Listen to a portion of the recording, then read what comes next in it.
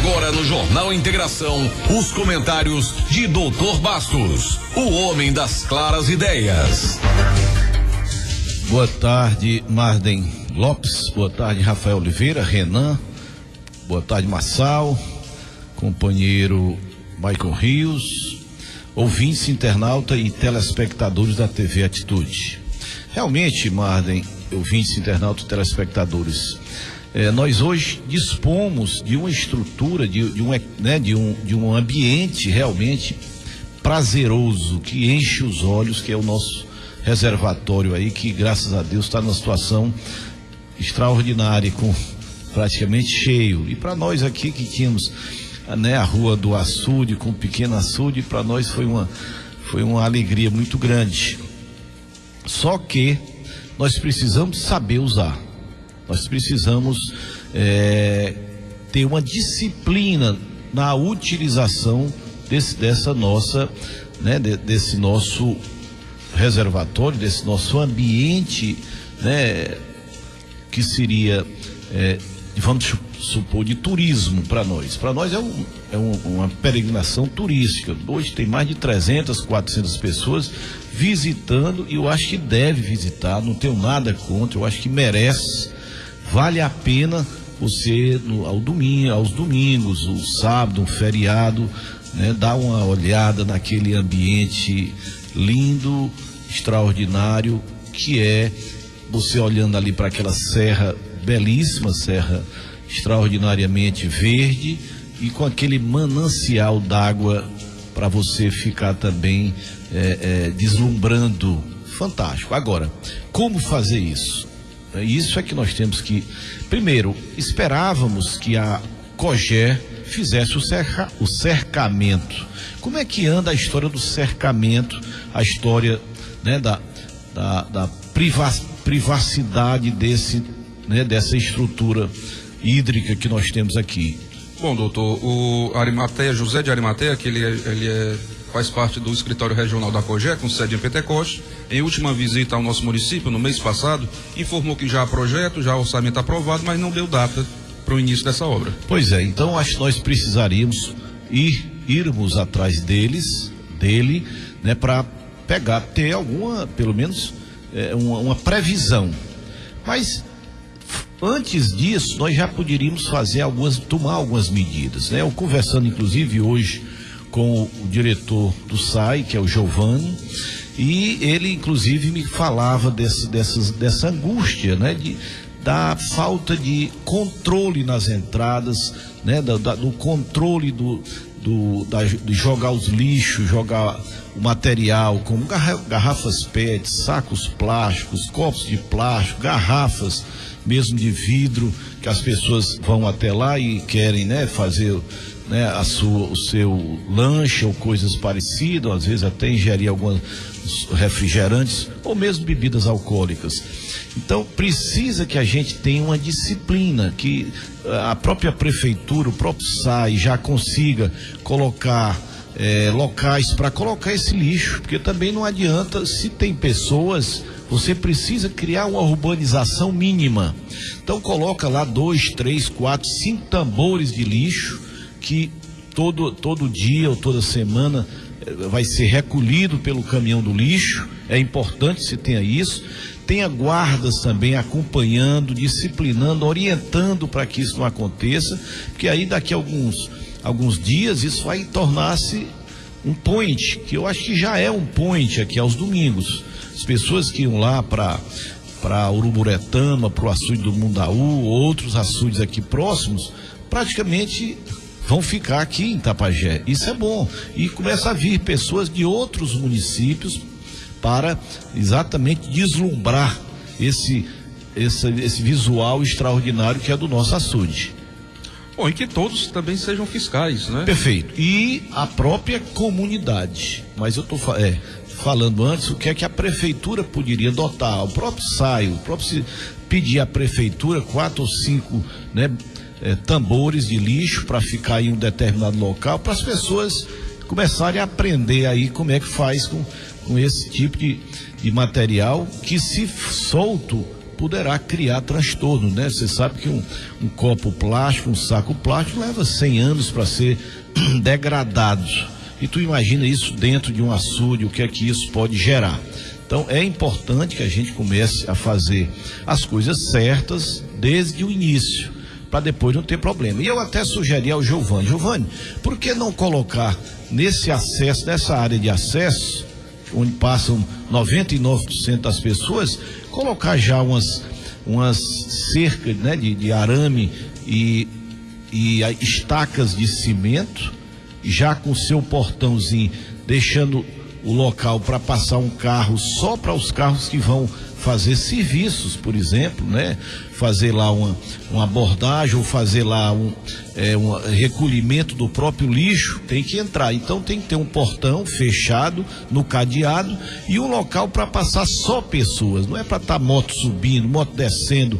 Ali não é local. Você pode deixar lá fora, né? Deixar alguém também para fazer a segurança também lá fora, para que as pessoas possam. Onde tem pessoas tem que ter segurança, tem que ter controle do lixo, tem que ter ordem, tem que ter organização. Então é importante que o SAI, que é o responsável depois da COGE, né, a segurança, o acompanhamento, pela vistoria da estrutura, eles acompanharem e tomarem essas iniciativas. Pega ali 50 estacas de cimento, de arame, faz um bom portão e deixa as coisas bem corretas para que quem entrar, né, tenha aquela entrada que moto não entra, deixa lá fora, alguém pastorando, tem que ter um vigia, um segurança lá fora e, logicamente, esses detalhes aí para o lixo em cima da parede, para que não venha a cair dentro do açude ou ficar lá, né, talvez até puxando rato, cobras ou coisas parecidas. Nós sabemos o que é que acontece quando não tem esse controle com relação ao lixo, além de outras consequências que nós já sabemos. Ok, então fica aí a dica e também o apelo para a população, que a própria população tem que ser consciente de que isso é um bem de todos nós. Perfeito. Se não fosse esse assunto, nós estaríamos numa situação, eu não sei nem como. Dramática. Eu sei, dramática, né? Doutor Marco. Então é interessante que a própria população zele pelo que é de todos, né? Perfeitamente. Bom, doutor Bastos, foram iniciadas ontem, dia 11, as comemorações de mais um aniversário do município, 158 anos da cidade. Anos de emancipação política, apesar de haver alguma divergência entre historiadores do município quanto a essa data. Mas, enfim, tivemos alvorada festiva, tivemos apresentações artísticas, culturais, enfim. E essa programação se estende até o dia 20, que é a culminância da festa, dia de aniversário do município, dia 20 de julho. Mas, doutor Bastos, esse ano é um ano especial, um ano diferente dos outros. O senhor considera que nós temos mais a comemorar nesse ano, dadas as perspectivas de tantas coisas que virão para Itapajé? Pois é, rapaz, eu sou otimista, mas também sou realista, né? Além de otimista, sou realista. Eu acho que Itapajé está se preparando aí para um salto, né? Um salto de qualidade em vários setores, né? Nós temos as melhores expectativas, né? O nosso açude aí com carga máxima, né? Praticamente, a nossa universidade evoluindo, né? De uma maneira bem rápida, né? Rápida e eficaz. Isso aí nós estamos acompanhando a olhos vistos. Nós temos aí a possibilidade de um batalhão do raio, que é outra conquista importante aí, que nós vamos também, se Deus quiser, para o ano, tentar tornar isso, ou pelo menos torcer para que isso se torne realidade. Nós temos aí a possibilidade também de um hospital, como já foi discutido aí, já falamos, o governador parece que prometeu ao prefeito um hospital aqui, pelo menos o terreno eles já têm.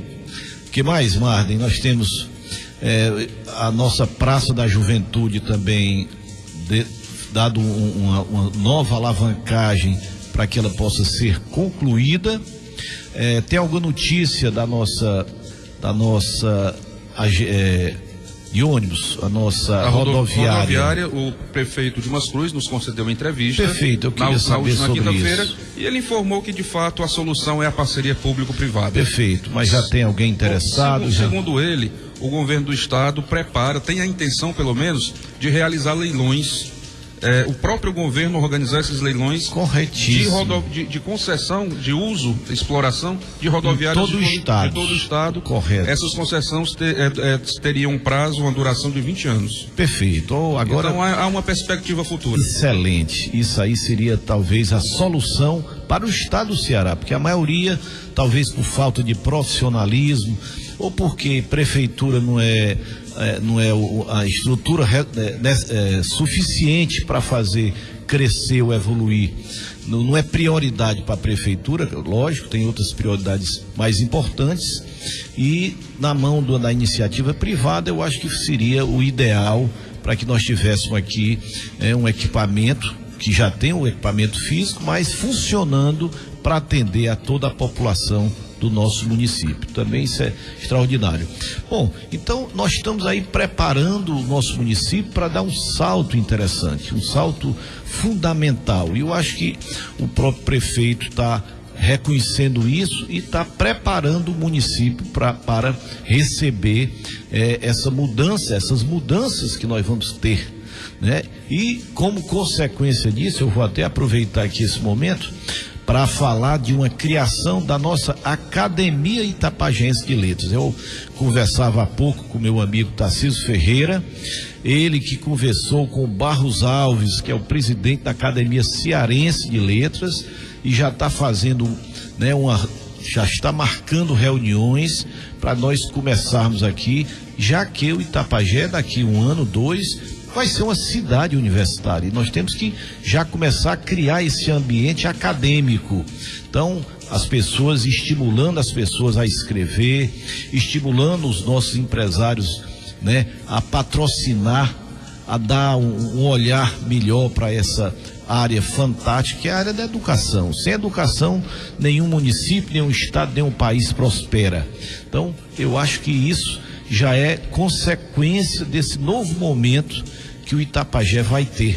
Isso para nós é um motivo de muita alegria. Então, a nossa futura Academia Itapajéense de Letras já está iniciando a sua formatação. No início, parece-me que são 40 cadeiras, né, que vão ser ocupadas, e 40 patrocinadores, alguma coisa assim parecida. Tarcísio está tentando reduzir isso para 30, porque o número realmente é grande para as grandes cidades, mas aqui nós temos muitas pessoas que tiveram, logicamente, né, a sua participação de estímulo, de incentivo, né? Lembra de Isaac Sombra Rodrigues, né, o nosso Zé Ayrton Rocha, são pessoas, né? E lembrando aqui os escritores nossos, Quintino Cunha, Alba Valdez, Zelândia, né, nossa querida Zelândia, e tantos outros, né, que também tiveram importância aqui no nosso município no que concerne a área de educação, a área de incentivo, né, para as pessoas, né, que são ligadas a esse setor tão importante e fundamental para o nosso crescimento. Perfeito. Eu quero lembrar mais uma vez ao nosso ouvinte, ao nosso internauta, que nós estamos ao vivo pelo Facebook, através da nossa página Jornal Integração. Então, você, caro internauta, pode acompanhar, enviar suas mensagens, além dos nossos telefones, além do WhatsApp, também pelo Facebook, ok? Bom, doutor Bastos, mais um tema da nossa pauta.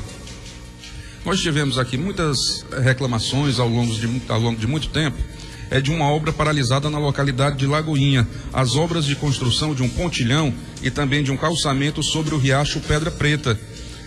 Essas obras estão paralisadas desde 2014.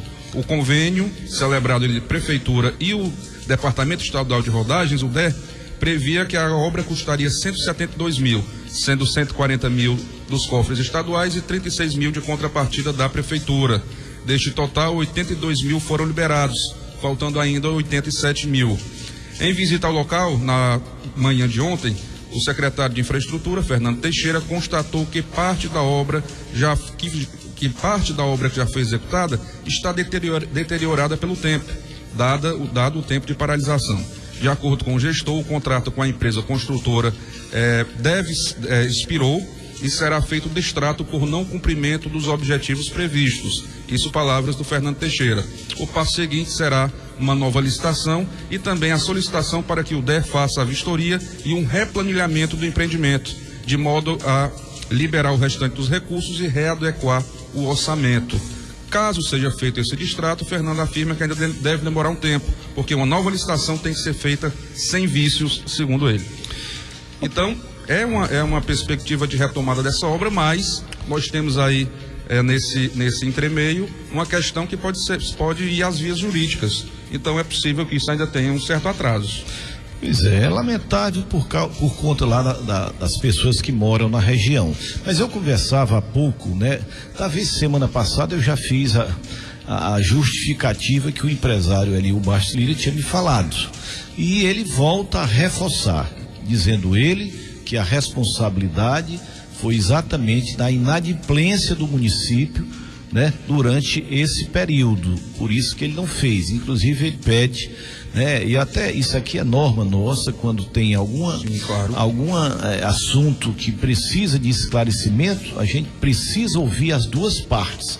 Nós estamos ouvindo uma, então eu quero, viu, Marda, que você ouça o empresário para que ele faça, né, a sua defesa, a sua justificativa, que ele me, né, inclusive ele diz, não é só esta obra, tem mais 17 obras de outros empreendedores e outros empresários que também estão na mesma situação. Então eu lhe peço aí que ouviu o secretário de obras do município, Fernando Teixeira, aliás, um grande profissional, um abraço aí pro Fernando e pro meu amigo Paulo também, um engenheiro que auxilia o Fernando, um grande profissional, um abraço aí pro Paulinho, e, né, abrimos também para o outro lado. Então quero que o empresário também seja ouvido, né, para que a sociedade faça, né, tire as suas conclusões ou faça os seus julgamentos, para que não fique, né, penso, né, as declarações, só um lado, precisa os dois lados. Eu falei alguma coisa que ele tinha me falado, mas é bom mesmo que ele fale de viva voz e no final o município consiga resolver os seus problemas, porque a gente sabe também que nessa gestão anterior teve muitos momentos em que o município estava inadimplente, né? A gente também sabe disso. E houve uma solução de continuidade, nós tivemos aí 2 prefeitos no mesmo ano. Houve tudo isso, né? Então, provavelmente ele vai mostrar a justificativa para poder, né, chegar a um bom senso aí e a conclusão desta obra tão importante para a região lá da Lagoinha.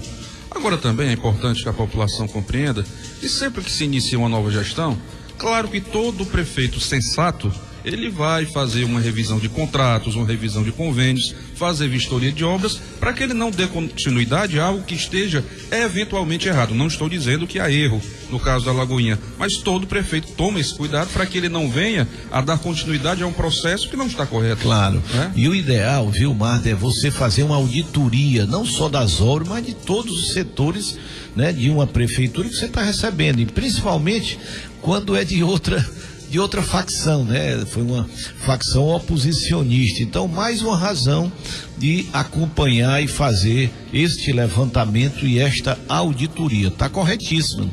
Não estamos criticando, mas, né, precisando apenas que as duas partes se manifestem. Ok. Bom, dando continuidade à nossa pauta. Doutor, a prefeitura, notícia boa para os servidores públicos municipais e uma notícia boa para a economia local. A prefeitura antecipou 50% do 13º dos servidores. O investimento foi de 1.300.000. Isso com certeza ajuda o comércio local, sobretudo no período de crise, não é isso? Com certeza, Marta. Eu acho que tudo que entrar no município, todos os recursos, o Estado também está pagando, se eu não me engano, ele já pagou, quando não sei, mas é bom até ver isso aí, porque à medida que esses recursos entrarem, né, circularem no município, né, a economia dá um upgrade, dá um salto, dá um pulinho, e isso é importante, porque o Brasil está precisando dar uma reanimada. A política, de certa forma, né, deu uma paralisiazinha na economia. Olha, eu tenho aqui uma informação importante. Atenção, você que pretende concorrer, né, ao cargo de professor temporário no município de Itapajé. O nosso ouvinte lembra bem que no final do mês de março desse ano, Ministério Público e Prefeitura entraram em um acordo para anulação do edital que já havia sido concluído. Inclusive os professores já haviam sido contratados. Mas em um acordo, em um termo de ajustamento de conduta, foi feita a anulação dessa seleção pública. E ontem, no finalzinho da tarde, a Secretaria Municipal de Educação publicou novo edital. E as inscrições acontecem amanhã, quinta-feira e sexta-feira. Então, é importante que você, caro ouvinte, que pretende concorrer a essas vagas, não perca o prazo de inscrição. A inscrição acontece na sede da Secretaria de Educação em horário comercial. E todas as informações pertinentes a esse edital, inclusive com o edital na íntegra, está no nosso site. As informações estão no nosso site, lá no JI Online. Então acesse lá a nossa página, fmatitude.com.br, clica lá na aba do JI Online e você terá todas as informações sobre esse processo seletivo. Repetindo, as inscrições acontecem amanhã, quinta-feira, e na sexta. Não haverá prorrogação de prazo para inscrição. Bom, doutor Bastos, essa era uma reivindicação já de muitos ouvintes da publicação desse edital. Agora, o Marde, eu estou achando o prazo muito exíguo.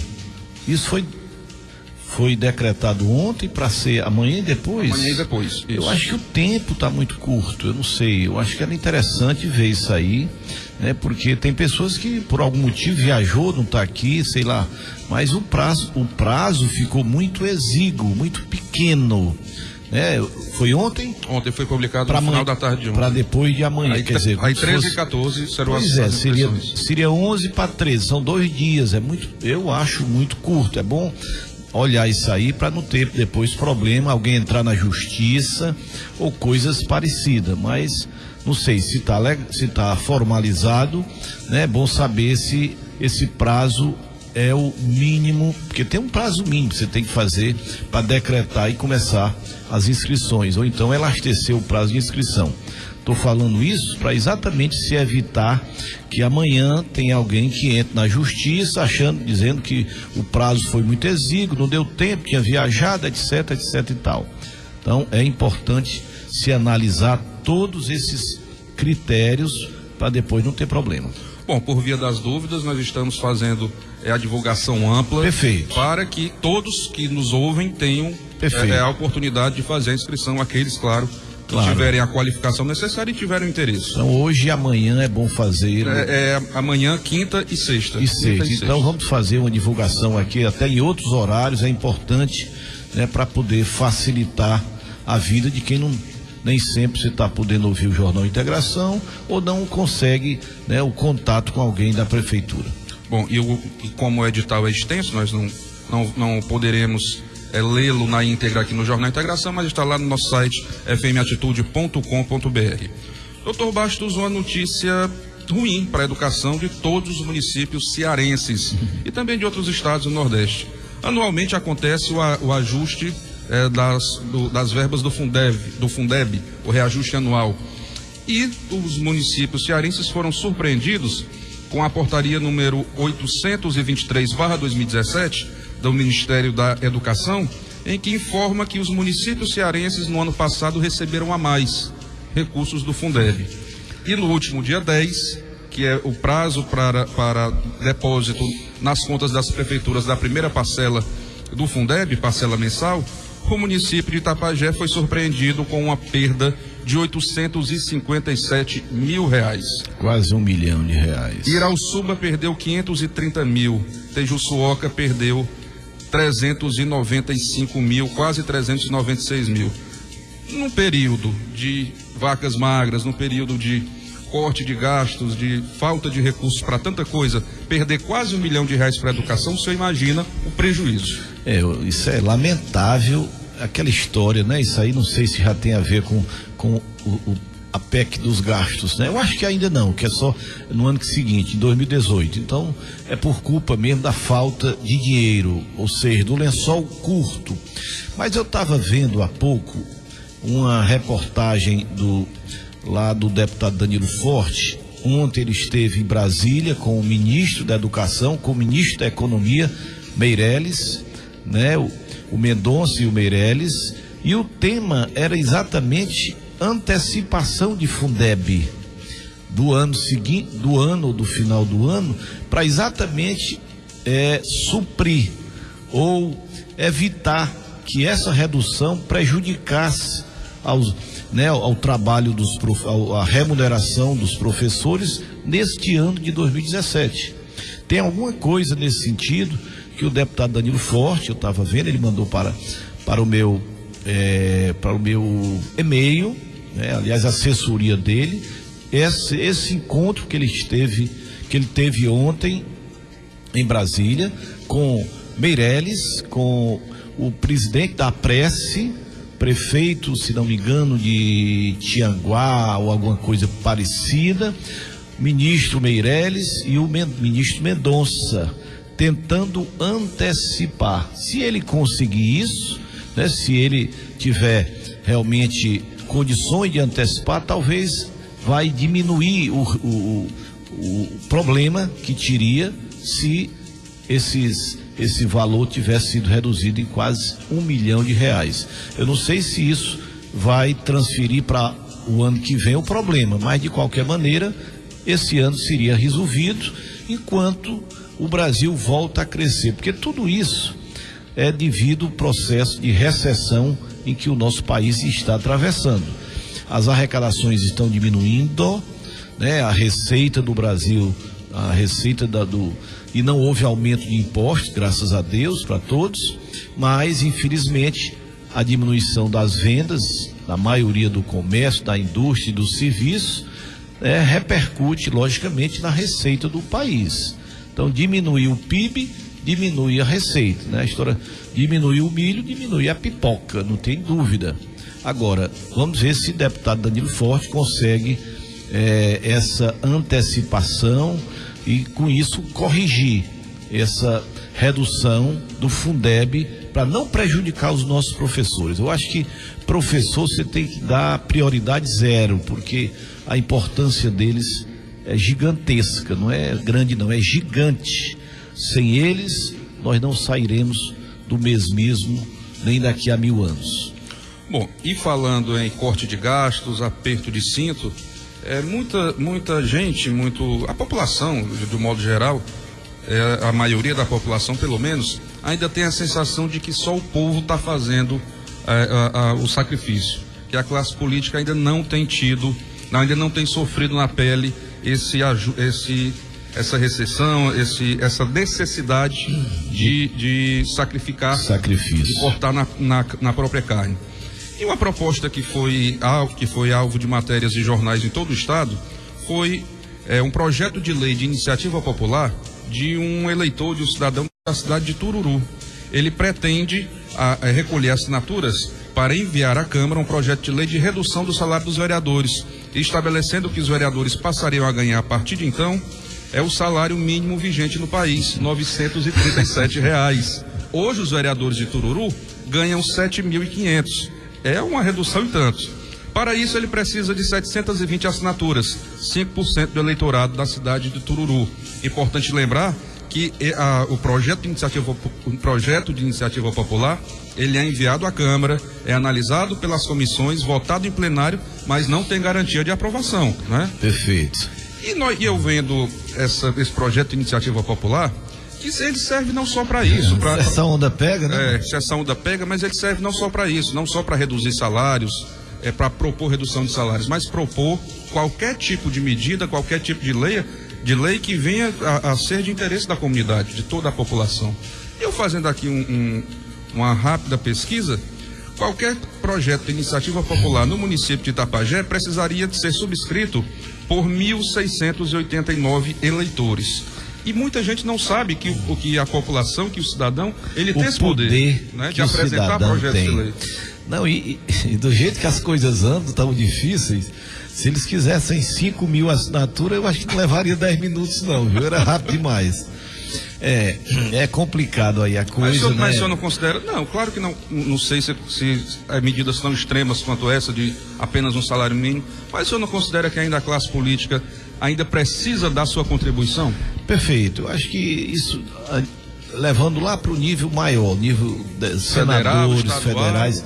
Eu até falei na semana passada na história do Macron lá na França, que ele está querendo reduzir, né, os números de deputados e senadores e diminuir com certeza também, né, as bonificações, os penduricalhos que tem, não só na área, né, no legislativo, como no executivo, como no judiciário, né?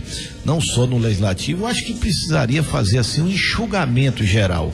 Eu acho que nós fomos ampliando, fomos, né, virando uma bola de neve e agora chegou, não dá mais para pagar, não dá mais para pagar a conta. Então é o momento de refletir bastante. Também não vamos com radicalismo, porque aí eles cortam por um lado, mas conseguem de outro. Então, no final das contas, é a história do, né, do justo. Também não vamos ser injustos, porque, de certa forma, isso poderá a emenda sair pior do que o soneto. Eu acho que precisa, se a pessoa tem um trabalho, uma dedicação, um compromisso, ele renuncia, deixa de fazer a parte funcional dele, operacional dele, e se dedica a cuidar da comunidade, eu acho que tem que ver também esse lado. Você não pode também transformar isso num cavalo de batalha para responsabilizar ele ou esse ou aquele político como responsável pela situação que o Brasil está vivendo, está passando. Também não é por aí. Eu acho que nós temos que ser justos, né, para as pessoas, né, dentro não pode ter aberrações. Começa a aumentar, vamos aumentar, aí chega um momento que o município não pode pagar. E aí? Chega um município que o Estado não pode pagar. Alguém vai ter que pagar a conta. Isso não existe almoço de graça. Que esses percentuais de reajuste anual seguissem pelo menos os mesmos critérios dos reajustes do trabalhador. Do trabalhador, do salário, por que não? Então seria uma coisa assim mais ou menos parecida. Não adianta a gente, né, querer destoar, porque amanhã não vai receber. E aí, ou então vai sacrificar toda a sua coletividade, né, o povo que você foi eleito para representar. Você não foi eleito para se beneficiar, não, mas para representar e ajudar o seu povo. Mas não esqueça que também tem um trabalho, tem a dedicação, tem os custos de um cargo desse, mas é impressionante. As pessoas chegam, acham que o cara ganha R$1 milhão, R$2 milhões, R$3 milhões, porque todo mundo. Claro que a nossa cultura ainda vai ter que mudar, mas a expectativa quando você elege um vereador é tudo que eu precisar, ele vai ter que me dar. E o vereador, né, com o salário, mesmo dependendo do valor, logicamente sem os exageros, jamais ele vai ter condições de atender a todas as reivindicações do seu eleitorado. Aliás, ele está ali não é para dar nada, ele está ali para legislar em função, né, desse povo, para este povo e por este povo. Então, essa que é a função do vereador, não é para ficar dando isso ou aquilo, mas a sociedade, infelizmente, vive exatamente pedindo, até pelas condições difíceis que ele passa também, né? A maioria, às vezes, desempregado, precisando do emprego, precisando de pagar uma conta de luz, precisando pagar uma conta, sei lá, até um remédio, né? Não vamos falar em outras coisas, telefone não, mas um remédio à conta de luz, que é o mínimo que as pessoas, nem isso as pessoas às vezes têm, e às vezes o vereador é que tem que custear estas despesas. Então, é bom a gente também fazer justiça ao outro lado do vereador. Bom, eu conversava até com amigos sobre essa história de redução de salário de vereador para salário mínimo. Ele dizia, eu achei interessante, ele dizia, bom, isso só quem vai sofrer com isso são os prefeitos, porque aí vai estar todo dia vereador batendo na porta. É isso, né? Exatamente, você está tirando aqui, mas ele tem que, né, conseguir sobreviver politicamente, né? E porque, queira ou não, sobretudo no interior, O vereador, ele é a figura de um assistente social. Antes de tudo, ele é um assistente social. Tudo que acontece lá, ele é quem vai resolver e vai tomar as dores. Olha, eu tenho a participação da Rosa Vasconcelos, ela dá um bom dia a todos do Jornal Integração, muito obrigado pela audiência. Tem a participação também da Nega da Soledade, ela parabeniza a sua mãe Francisca pelo seu aniversário. Participa conosco o Misael Costa, ele pede um alô. Misael, um alô, muito obrigado pela audiência. O José Maria, no Rio de Janeiro, ele tem família aqui em Soledade e ele pergunta ao Dr. Bastos se a Estrada da Banana poderá ser concluída este ano. É possível que não, Zé Maria, é possível que não. Ela deve ter tido, né, muitas avarias, né, nesse inverno agora, e eu acho que isso deve dar um protelamentozinho, vai retardar um pouquinho a conclusão.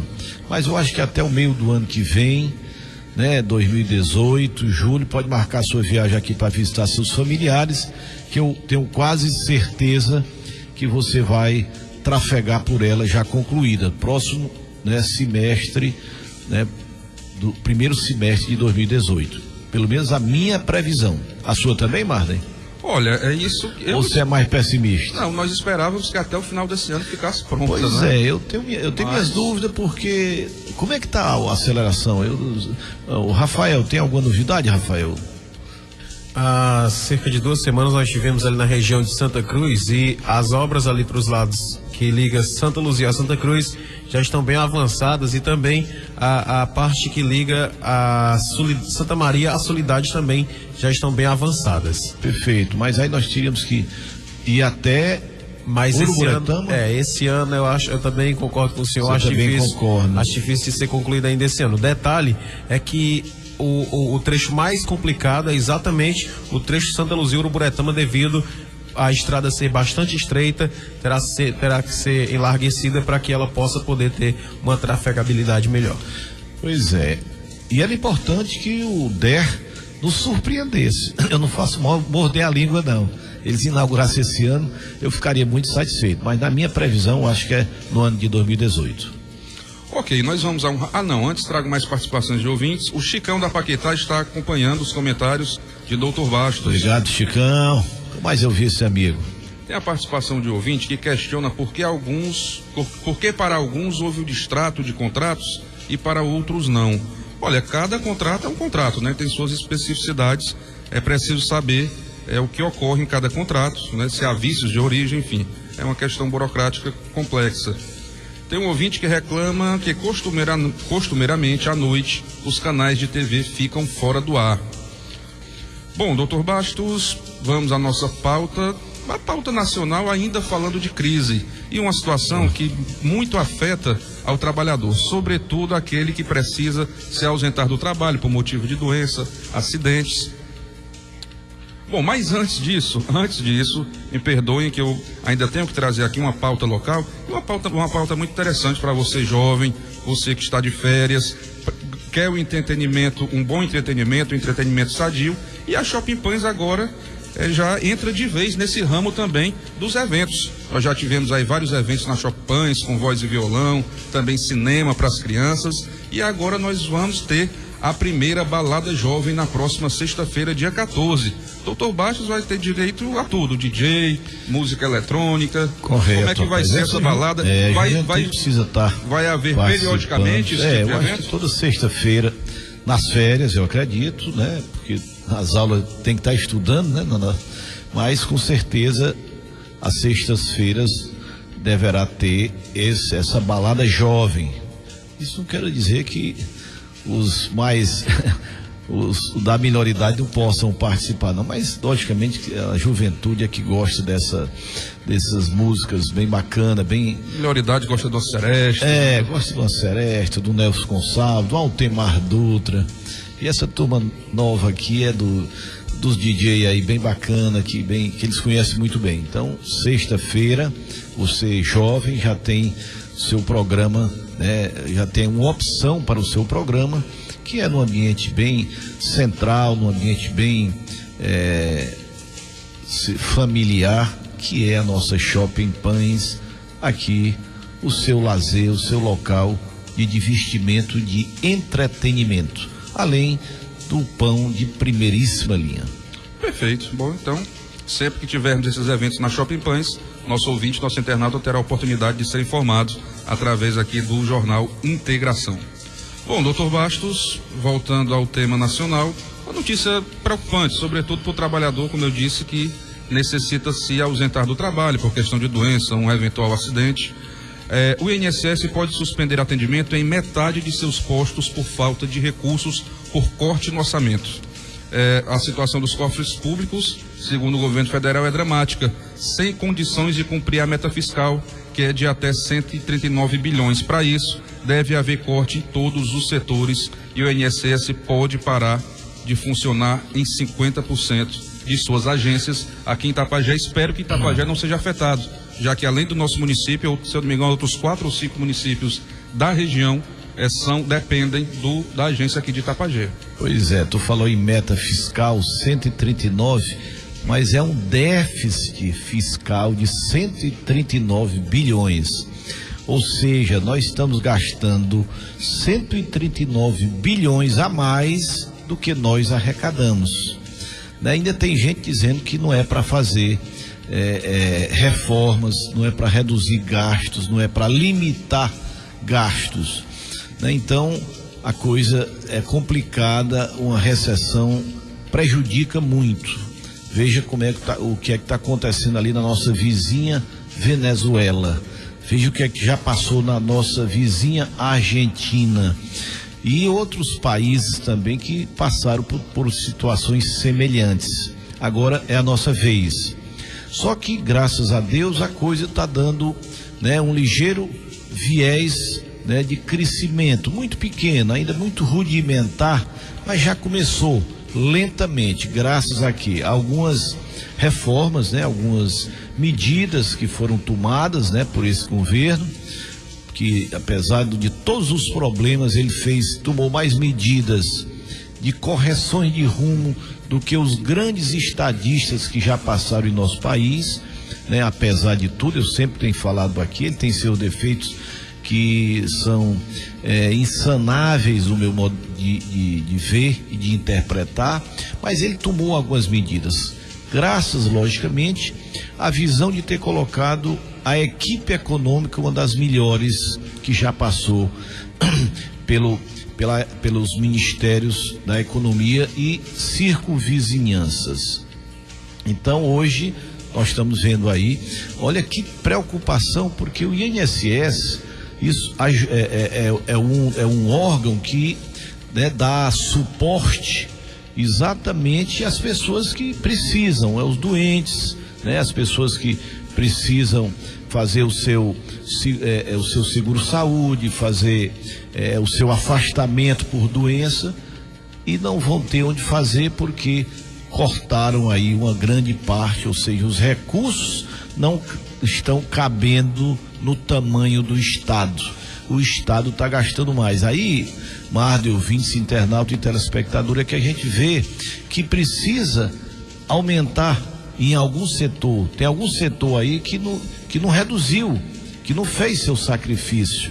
Então, chegou o momento deles também fazerem o seu sacrifício. Aliás, deveria ter começado por eles, para servir de exemplo, São 25 mil cargos comissionados aí, que são, não vou dizer totalmente não, mas seriam suficientes 5 mil. Tem 20 mil aí que são para dar apaniguados políticos, para fazerem, atenderem alguns pedidos de presidentes e de governadores.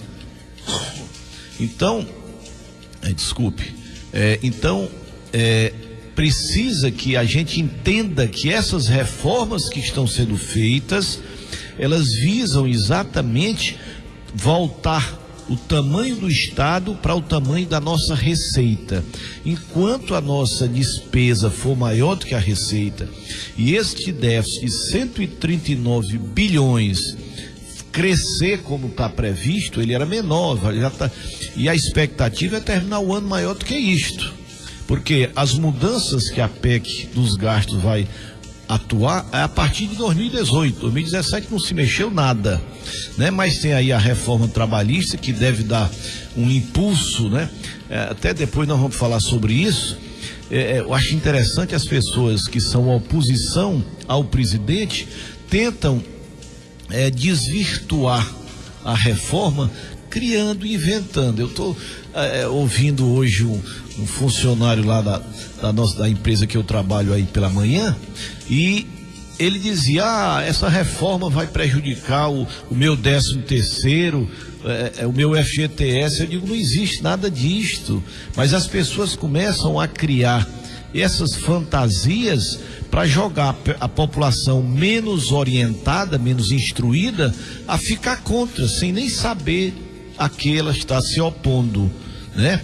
E se você observar que os 20% mais pobres da população brasileira, né, os 20% que ficam abaixo da linha da pobreza, dá aproximadamente 40 milhões de pessoas. Desses 40 milhões, mais de ouvintes, internautas e telespectadores, 60% está na economia informal, ou seja, não está regido pela CLT, e 24% desses estão desempregados, ou seja, 84% dos mais carentes, que é esse povo que deveria a esquerda estar defendendo, eles não têm proteção de CLT. Quando eles defendem essa anti-reforma que eles querem, ou derrubar a reforma, eles estão prejudicando esses que estão no informal, esses que estão desempregados, que poderiam arrumar um emprego, seja terceirizado, seja de qualquer natureza, mas eles queriam ter um emprego, né, um emprego certo, com carteira assinada, e logicamente com essas reformas nós acreditamos que vai melhorar bastante. Então é importante que o cidadão que vá fazer a crítica tenha mais consciência, critica o que está realmente diferente, como eu também critico. Tem uma área lá que é a história da gestante. A gestante, ela pode trabalhar, segundo essa reforma, em lugares insalubres. Claro que isso aí está errado, a gente sabe que isso é uma coisa totalmente fora, mas isso é pontual, não é a reforma em si. Tem avanços extraordinários. O nosso CLT, a nossa consolidação foi feita em 1943, na época de Getúlio Vargas. Então, ela precisa avançar. O mundo mudou, e mudou muito. E, no entanto, as nossas leis continuam, né, do século passado, né, e do início do século passado. Bom, a reforma trabalhista foi aprovada por uma maioria ampla, 50 votos a favor, 26 contra, no Senado. Agora segue para a sanção do presidente Temer, que tem até 30 dias, mas eu acho que já nessa semana ele já deve, com certeza, sancionar a lei. Mas especialistas afirmam que a partir da sanção presidencial deve haver uma enxurrada de ações judiciais contra a reforma trabalhista, mas acho que não vão ser todas infrutíferas, já que o Congresso tem a prerrogativa de legislar. Faz parte, é dele. Essa prerrogativa é inerente do próprio legislativo. Perfeito. Bom, doutor Bastos, passemos ao que foi assunto, foi destaque na pauta no cenário político nacional nos últimos dias, que foi o voto do relator do processo de Michel Temer na CCJ, o PMDBista, Luiz Sveiter, do Rio de Janeiro. Sérgio Sveiter. Aliás, Sérgio Sveiter, Luiz Sveiter é o irmão dele. Sérgio Sveiter votou pela admissibilidade da denúncia feita pela Procuradoria-Geral da República contra Michel Temer. Ele, que é do PMDB, o Marum, que é o que mais defende Michel Temer, já defende. O Marum é interessante, né? Na época do Eduardo Cunha, ele também era o ferrenho defensor. Ferrenho defensor, estava lá na frente. Ele é muito leal, né? Ele tem os seus defeitos, mas ele tem um importante: ele é leal até a morte. Bom, e ele já defende a expulsão do Sveiter, aliás, a saída. Ele diz que o Sveiter deve procurar outro partido para evitar o constrangimento de uma expulsão formal. O Luiz Sveiter, aliás, Sérgio Sveiter, disse que não vai deixar o PMDB, até porque se sente muito bem sendo um independente dentro do partido. Bom, doutor Bastos, houve uma mudança aí nos últimos dias de membros da CCJ, aqueles que estavam indecisos ou aqueles que votariam a favor do relatório, do parecer do relator, e aqueles que se declaravam independentes. Então houve aí uma dança das cadeiras, os partidos da base fizeram essa troca e muita gente criticou como uma manobra para manter Michel Temer no poder. Como é que se ouve essas mudanças e também essas liberações de emendas que estão sendo feitas semana a semana para a base aliada? Eu me lembro de Ulisses Guimarães, ele sempre dizia que político é como uma carrada de porcos. Não é comparar com porcos, é só grita quem está por baixo, né? São vários, então, aqueles que ficam em cima, ficam massacrando os que estão embaixo. Bom, quem estivesse no poder faria a mesma coisa. Isso nós vimos na época do Collor, vimos na época da Dilma e estamos vendo na época do Temer, os juros espernianos. Eles têm quase que a obrigação, lógico que nem todo mundo tem, né? Tem que ter os limites éticos, mas isto dentro do movimento, né, do regimento da casa é permitido. Parece que só não pode mexer depois que começar, que for lido, né, a sessão, ou começar o relato lá, alguma coisa parecida. Mas antes disso você pode fazer, é um direito do partido fazer as mudanças dos seus membros na Comissão de Constituição e de Justiça. E o partido se arrepende amargamente de não ter substituído o Sveiter antes dele ter sido escolhido relator. Pois é, foi uma falha técnica deles. Mas aquela história, né? Faz parte do jogo democrático, né? Não era para ser, eu também concordo que não é muito ético, vamos chamar assim, né? O estudo a gente chama de ético, não é muito ético, não é muito moralmente, talvez não seja, embora juridicamente e legalmente é normal, faz parte. Porque do ponto de vista legal, para todos os efeitos, o mandato é do partido. É do partido. Não é do parlamentar. Então, se o partido, por maioria, toma uma decisão, então todos que estiverem seriam, inclusive, quem não tomar, se o partido fechar a questão, tem direito até à expulsão, para você ter uma ideia. Hoje, a flexibilidade é muito grande, né? Como diz o Gonzaga Mota, como é que ele dizia? As mudanças, né? A flexibilidade aí, vamos chamar flexibilidade, mas eles usam outro termo. Ela é muito grande. Agora, o certo é, o que o partido decidiu, vamos discutir, a briga é aqui dentro. Mas, bom, ganhou por 5 votos, por 1 voto. Se ganhou por 1 voto, mas foi favorável a isto ou aquilo, o partido o pedaço que perdeu, a menor parte, logicamente, porque se o que ganhou foi a maior parte, a minoria tem que acompanhar a maioria, porque senão não tem graça. Senão fica como a história lá das 4 senadoras que chegaram lá na cadeira do presidente, sentaram e disse que não iam sair. Quer dizer, uma atitude, depois nós vamos falar pouco, né, na reforma trabalhista, que teve essa situação constrangedora para o Congresso Nacional. Bom, eu posso ser contra, mas eu tenho minha maneira de me opor, né, de resistir. Eu não posso chegar aqui, não, você não pode entrar porque eu sou contra, mas é um direito que eu tenho divergir da sua maneira de pensar.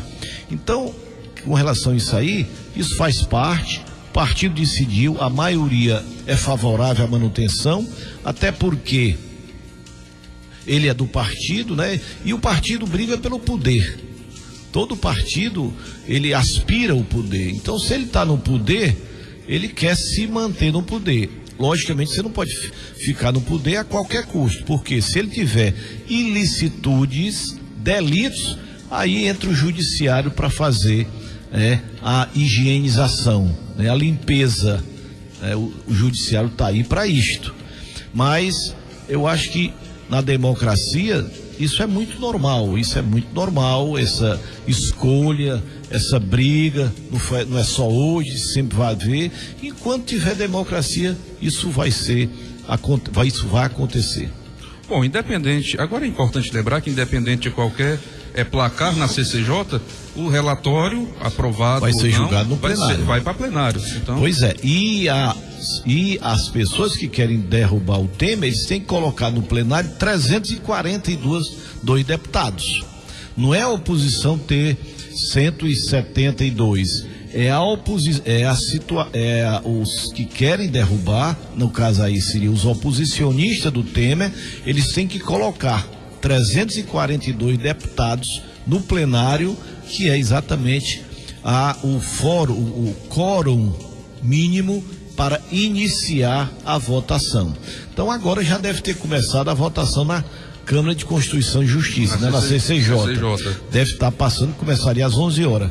Mas como vai ter muitos pronunciamentos, né? 40 deputados. 40 deputados. Então, pelo menos a expectativa é terminar sexta-feira. 15 minutos cada um, 25 minutos cada um. Diz que são mais de 40 horas que deverá ocorrer esses 124 ou mais, 122 deputados deverão se manifestar, né, durante esse período. Só que o pessoal ligado ao Temer, porque eles querem apressar, eles vão desistir de se manifestar para que encurte esse tempo. Então, dependendo aí do tempo diminuído, se diminuir mais do que, se for menor do que a metade do dobro, é sinal que a situação tem condições de ganhar. Ganhando na Constituição e Justiça, eu acho que cria um fato novo. Haja visto a reforma trabalhista ter passado, ele está tentando se creditar, o Temer está querendo trazer o crédito da aprovação da reforma trabalhista como se fosse um mérito dele. Só que tem pessoas que vai votar contra o Temer que votou a favor da reforma trabalhista. Então, esse levantamento não é muito correto, não é muito certeiro. O Planalto já não conta mais com os votos do PSDB. Só um voto. Só tem um eleitor do PSDB. Inclusive o senador... Isso na CCJ que eu estou falando. Não, acho que em plenário, acho que o... Também, né? E o senador Tasso Gereissati, que ocupa o cargo de presidente interino, ele de fato fez uma colocação que é bem ponderada. Se o Michel Temer continuar no poder, nós vamos ter crises sobre crises. Perfeito. Nós vamos superar uma, daqui a pouco o país é paralisado de novo por outra denúncia, e depois vem a terceira denúncia, e a pauta política, econômica não avança nunca. Agora, uma coisa importante, viu, Márcio, ouvintes, internautas e telespectadores, é que apesar de todas estas crises, essas ações que o Ministério da Economia tá tomando, estão evoluindo. Você está vendo aí a Comissão de Constituição e Justiça, né, funcionando, e as reformas... Mas o senhor não considera que a reforma trabalhista ela já estava bem engatilhada? Estava bem madura. E se for agora na Previdenciária, eu acho que praticamente parou. Nesse caso aí você tem razão. Mas a economia, e ainda dou mais um agravante, voltando aqui dentro dessa tua linha de raciocínio, Marden. Tudo que o Temer fizer agora daqui para frente vai ser para se manter no poder. Ele não vai estar mais preocupado com a economia, ele está preocupado se fica. Então isso é muito ruim. Ele vai começar a liberar emendas, ele vai começar a fazer desonerações para atender isso e aquilo, vai fazer refis. Pelo contrário, ele vai começar a ser, né, um adversário da recuperação econômica. Isso ele tem que enxergar, né? Mas eu não sei se ele vai enxergar, porque ele está fazendo, logicamente, essa força-tarefa, porque se não for aprovada na Câmara, né? Se não for aprovado na Câmara esse relatório do Sveiter, né? Do Sérgio Sveiter, ele continuará no poder. Só que o Janot já está com outra ação, né, para lançar de novo. Ele vai ter 3 ações para lançar. E aí o que é que a parte da base aliada, ou pelo menos a maior parte da base aliada, vai dizer: não, você me pagou para me votar, a passada. Agora é outra. Você já está em dívida com a outra. Eu quero mais emendas. A realidade, o Janot, o Temer o Temer, ele deve estar esperando pelo mês de setembro. Por quê? Porque o Janot sai no mês de setembro.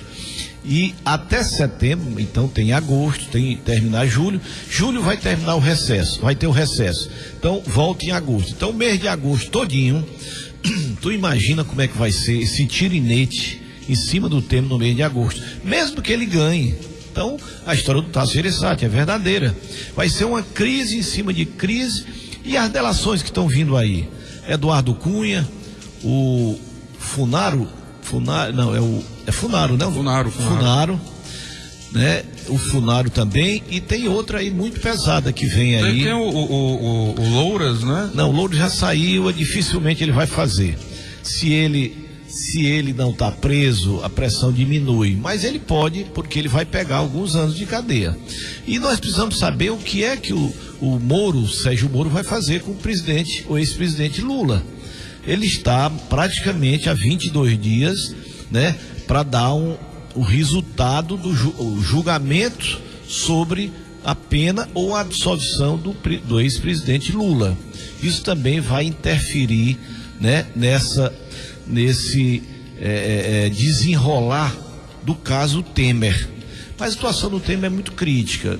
Eu até com essa reforma trabalhista aprovada, com essa possibilidade dele ganhar no Conselho da Comissão de Constituição e Justiça, eu vou dar um fôlego novo para ele, né? Ele ganha um novo fôlego. Por incrível que pareça, ele ganha um novo fôlego e ele pode passar desse primeiro obstáculo, que é a primeira denúncia, mas aí vem a segunda e vem a terceira.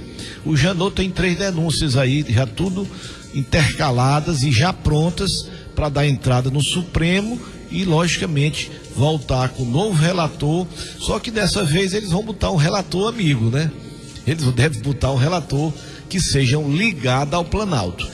Mas a situação é muito crítica, e é muito crítica por um motivo.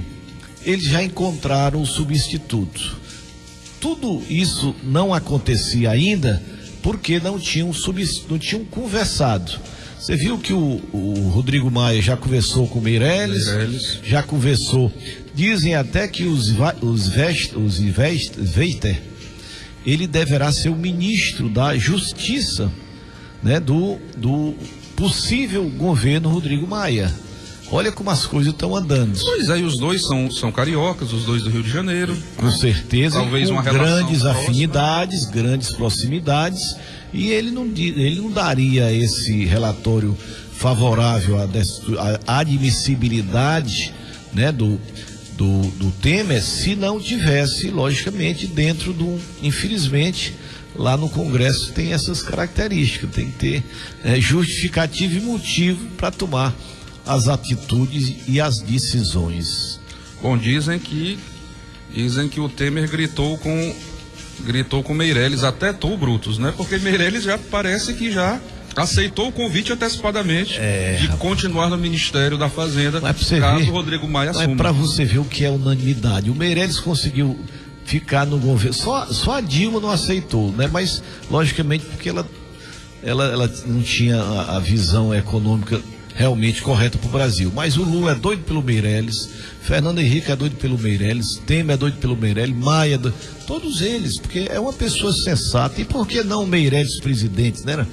Por que não Meirelles assumindo o bastão da presidência? Mas será que ele teria esse traquejo político para atuar em todas as áreas da administração do governo federal? É possível, Marden. Agora, o que ele não teria era votos no Congresso. Aí eu tenho certeza, nem ele, nem o Tasso Gereissati teriam votos para para se elegerem presidente indireto. Para ser presidente indireto. Não vamos esquecer que o Meirelles, ele foi deputado. Logicamente que não atuou muito tempo, mas ele foi eleito deputado federal. Não atuou como deputado muito tempo, porque foi convidado pelo Lula para ser presidente do Banco Central. Mas ele é egresso do Legislativo. Isso não quer dizer muita coisa não, mas de certa forma ele tem a nuance de ter sido candidato e eleito com a votação expressiva lá em Goiás. Foi o mais votado, se eu não me engano, foi o mais votado deputado federal em Goiás. Se eu não me engano, eleito pelo PSDB. Pelo PSDB, foi. E o Lula foi buscar um PSDBista para ser presidente do Banco Central. Eu lembro bem, porque quando ele foi sabatinado pelo Senado, foi feita essa indagação. Se essa era a visão público-partidária que ele tinha, ser eleito por um partido de oposição ao governo e aceitar um cargo de confiança no executivo. No executivo, né? Pois é, rapaz, eu acho esse rapaz extraordinário. E tem mais uma coisa, ele foi presidente do Conselho de Administração da JBS. Com tudo o que aconteceu, ninguém maculou o nome dele. Olha que coisa fantástica. Ele passou na JBS durante vários anos como presidente do Conselho e não tem quem jogue nada contra o nome dele. Então ele é uma pessoa séria e está fazendo um trabalho e pensa grande pelo Brasil. Acho que esse homem é fantástico, esse Henrique Meirelles. Bom, agora vamos aguardar, né, o desenrolar dessa votação na CCJ e posteriormente a votação no plenário. Você tem algum placar?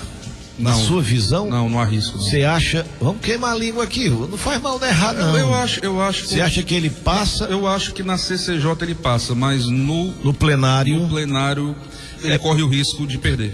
Eu acho que ele passa nos dois. Eu posso até morder a língua, como diz o Ricardo Boechat, mas eu acho que ele passa nos dois nesse primeiro obstáculo. Só que tem mais dois.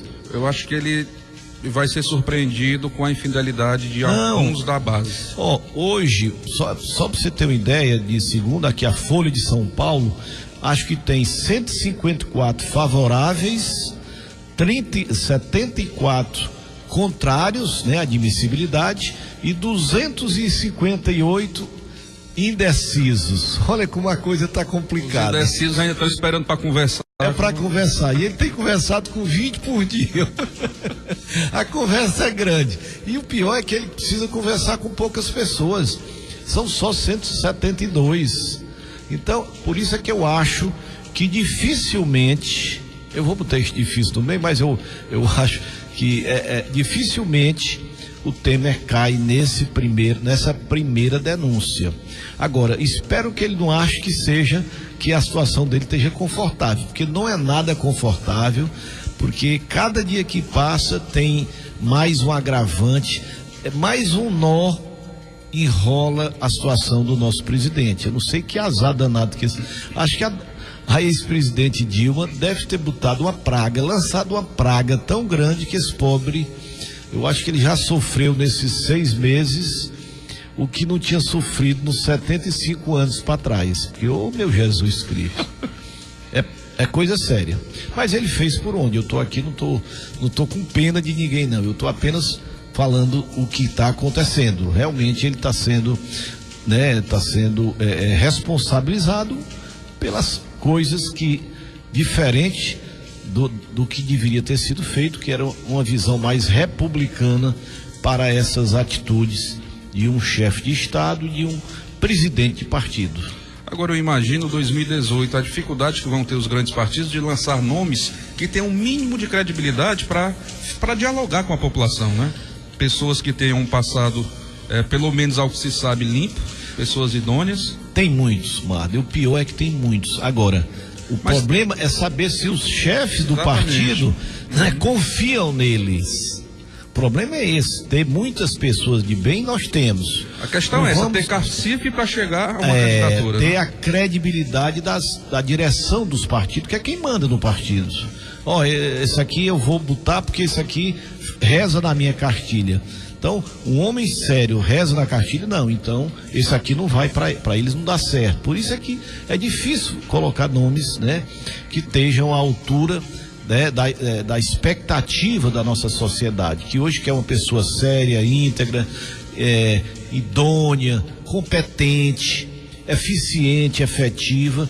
E isso não é fácil você encontrar todos esses predicados, esses critérios em uma só pessoa, né? E por isso é que nós temos essas dificuldades, porque essa história de demonizar a política, isso aí é você tentar destruir o continente pelo conteúdo. Eu acho que a política ela é uma coisa muito saudável, muito necessária. Agora, nem todos os políticos, porque tem bons políticos, não vamos nunca esquecer isso. Nós temos políticos extraordinários. E por causa de maus políticos, nós vamos demonizar a política. Eu acho que não é por aí.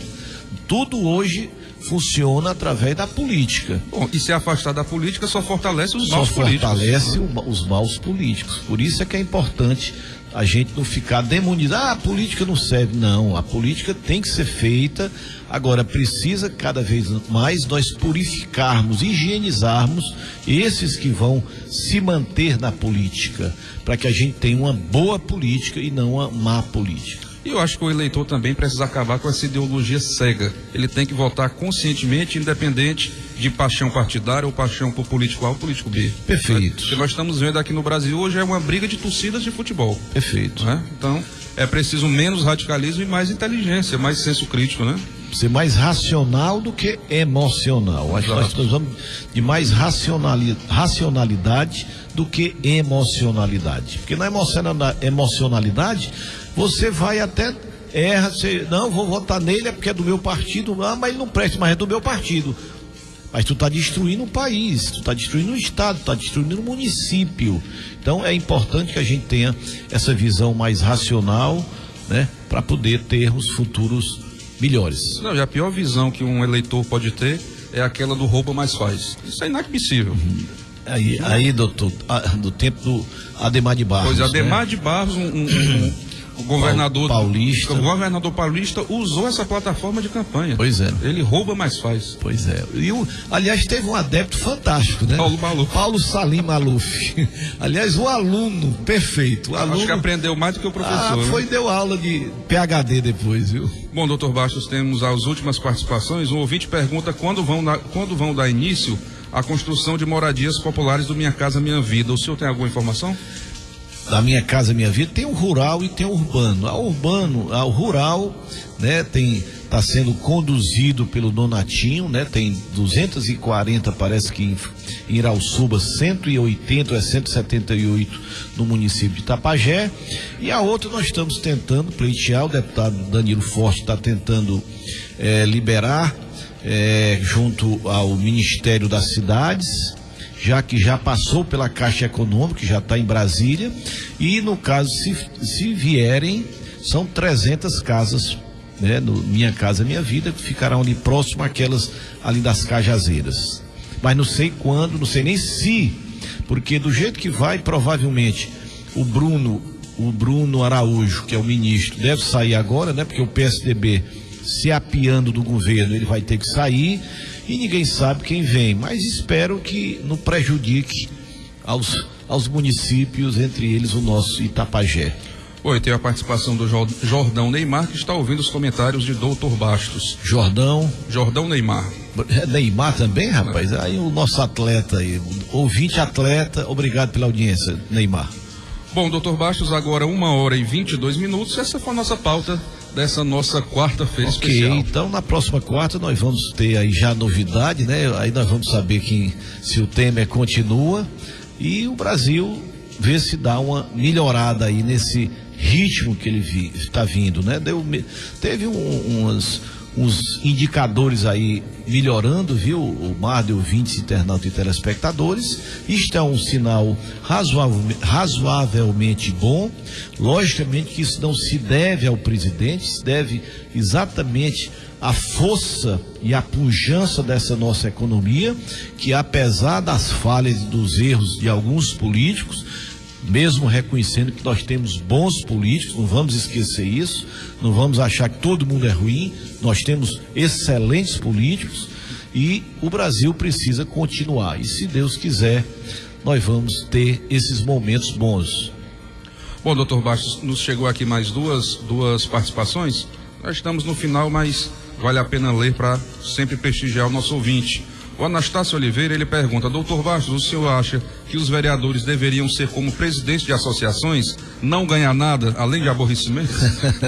Eu acho que não, Anastácio, eu acho que não, acho que você tem que ter uma remuneração, até porque muitos deles se tornam praticamente dedicação exclusiva a essa função, né, a esse compromisso que ele assumiu com o povo e não tem de onde tirar. Às vezes são pessoas pobres, são pessoas humildes, são pessoas que não têm outra fonte de renda, aí seria um sacrifício muito grande. Eu acho que eles deveriam ganhar e tem que ser justo, e eles devem ter esse raciocínio e essa conclusão. Qual seria o custo, o preço ideal para valorizar ou para quantificar o nosso trabalho que nós estamos desenvolvendo para a comunidade. E por fim, o Joaquim Neto, ele dá uma boa tarde ao doutor Bastos e ele pede um alô para o netinho, filho do Antônio Lira. E ele diz que eles não perdem um Jornal Integração. Um abraço aí, Joaquim Neto, e ao netinho do nosso querido Antônio Lira, um abraço para ele também. E a todos os amigos da Baixa Grande, que nos ouvem sempre, não só às quartas-feiras, mas todos os dias estão ligados na Rádio Atitude. Obrigado a vocês, uma boa tarde, fiquem com Deus e até a próxima semana, se Ele assim nos permitir.